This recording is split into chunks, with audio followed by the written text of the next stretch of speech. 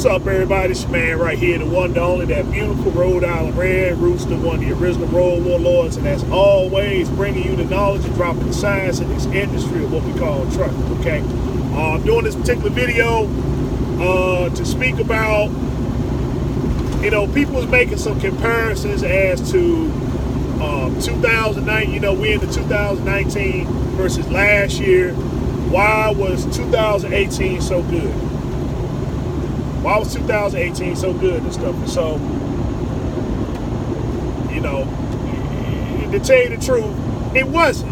2018 wasn't no good year where people just made tons of money. People didn't make tons of money last year and stuff because of the market just being saturated. Oh, well, man, we just had more volumes of freight and stuff to move. People forgot the ELD mandate was last year. People forgot that the ELD mandate was last year and stuff. They implemented it back in 2017, December 17, right? You had to have the ELD and stuff in your truck.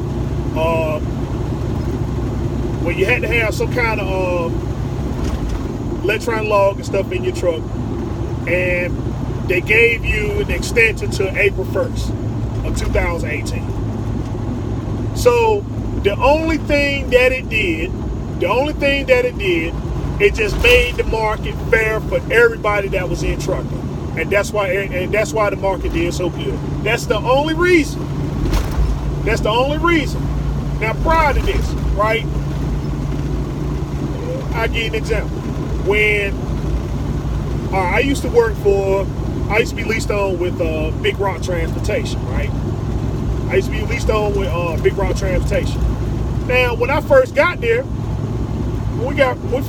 you made money hand over fist. It was, you can make so much money and stuff, man. I mean, it was crazy. But then, this was me starting in 2013. Now, they went to ELD in July of 2014. And you can totally see the difference in the pay was like night and day. Everybody started losing their hats over there. There's no more making money. They put us on E-Log. Everybody, the whole fleet almost like quit overnight. And they just went and got their own authority. Became approved carrier for them, and they were still moving freight. Now, the people that stayed, that was on ELD, we were the ones that started feeling the blunt of it. The money just wasn't there no more and stuff, because when they offer you certain runs and stuff like that, they didn't take into accountability, what you could and couldn't do, or what you could and couldn't do on the ELD. I lost a lot of, me personally, a lot of people that I did loads and stuff for, I couldn't do loads for them anymore. I couldn't do loads for them anymore and stuff. I mean, they just totally refused to start. They just stopped taking my phone call. Like, hey man, you on ELD? Yeah. Hey man, give me a call back and stuff. I'll see if I can round something up and stuff like that. So, for those who chose to ride it out, it became extremely difficult because a lot of the businesses were circumvented around people who didn't have ELD. And then they had the option of continue running these guys and stuff as approved carriers and stuff. And so that's what they chose to do. So, we got what could be done within the parameters of of the ELD. And we felt it, man. I mean, 2014, 2015, it was rough. All the way up to 2016. When I got my truck and trailer paid off, that's when I started making money. That's when I started making money and stuff. But by then, by me sticking into it and stuff and understanding, what I could and couldn't take,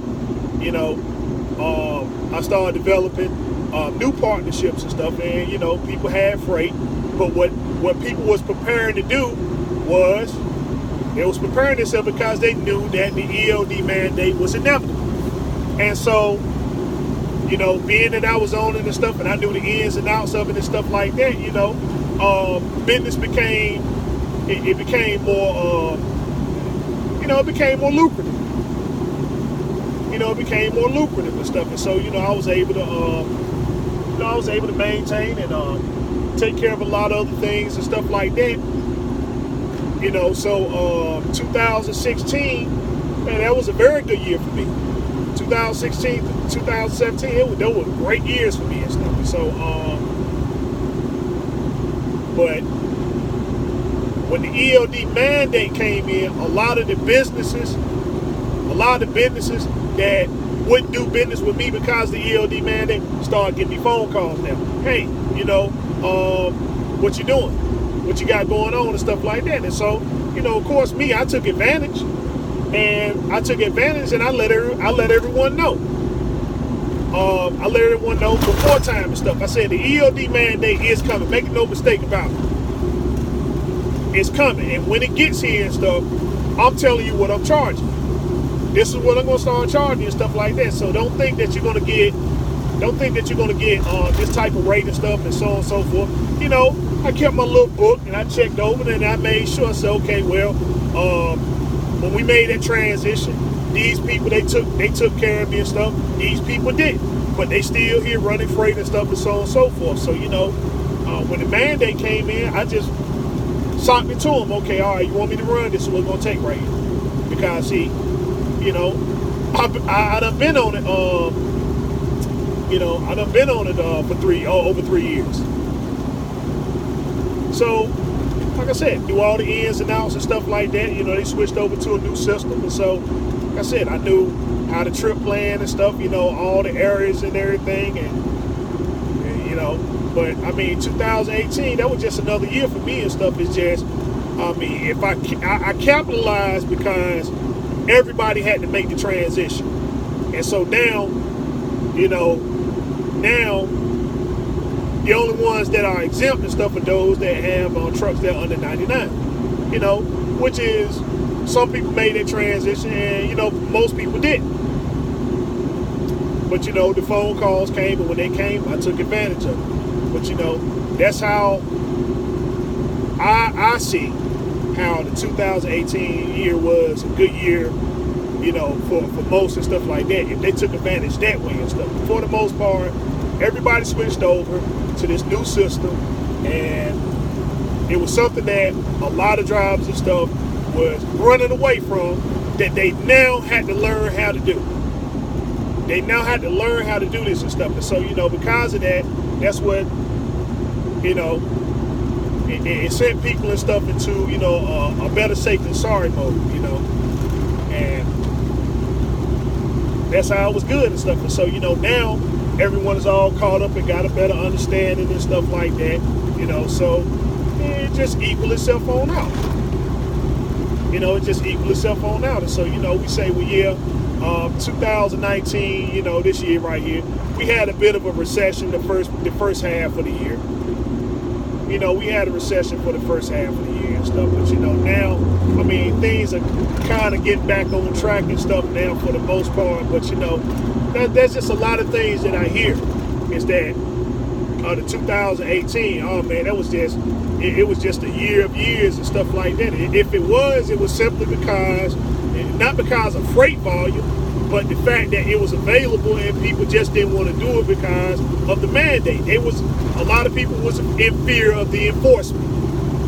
They was in fear of the enforcement. They say, well, we're going to be checking trucks out, and you got to have this equipment, that equipment and stuff there. And they saw that, well, law enforcement, they wasn't playing around. They they was they knew who to target, who to pull over and stuff, and they was checking to see, okay, do you have this device? If not, you out of service.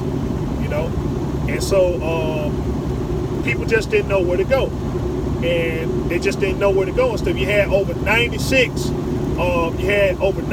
companies that could do ELD and stuff, and all those 96 companies, I believe a few of those companies don't went out of business now. They went out of business and stuff. And so to make that transition and then to learn things and stuff in this short amount of time. And a lot of people just decided that they was going to ride this thing all the way out because they thought that something was going to come through.